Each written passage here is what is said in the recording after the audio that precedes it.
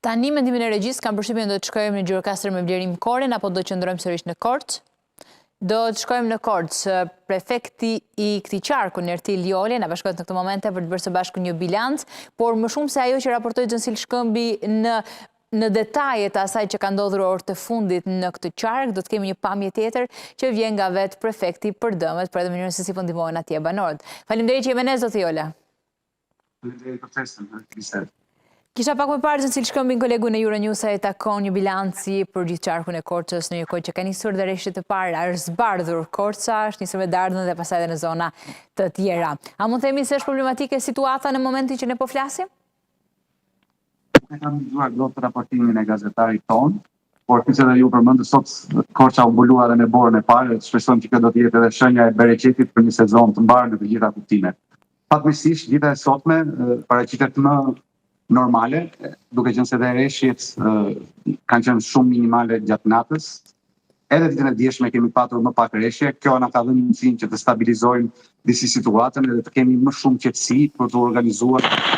prezent në territor me të gjitha strukturat tona, nga ato të qeverisjes qendrore, drejtoritë rajonale, por edhe strukturat vendore të çdo bashkie. Ditët e fundit qarku jonë është përfshirë në një prezencë të shirave që kalon shumë në nivel mesatare normale të viteve të fundit, edhe për këtë arsye kemi patur disa situata më të agravuara në disa nga bashkitë. Jemi përpjekur maksimalisht që me prezencë të plot në territor nga të gjitha strukturat të adresojmë në mënyrë të prioritizuar situatat më delikate, duke mos lënë pa vëmendje edhe ato më të vogla. Nga autoriteti për shembull rrugor shqiptar, drejtoria qendër lindje, ne kemi evituar në çdo rast situata të vështira sa i takon akseve kryesore, janë bërë pastrimet e menjëhershme aty ku ka patur rëshqitje verit për të mos cënuar qarkullimin normal të mjeteve, por sigurisht kemi patur disa situata më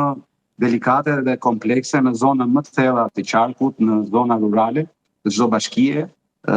siç mund të jetë rasti i bashkisë Korçë në njësinë administrative Vitkuq, Lekas, ku ka patur disa rëshqitje të verit edhe disa përmbytje si pasojë ngarkesës shumë të madhe të plurjeve të ujit edhe nga zona malore. Më pas kemi patur një situatë si delikate në hidrovorin e Tushemishtit apo në shtratin e lumit të Vërdov që prek edhe një nga lagjet periferike të qytetit, ku janë dëmtuar disa struktura të vogla të urave që lidhin rrugën me banesat, edhe për këtë arsye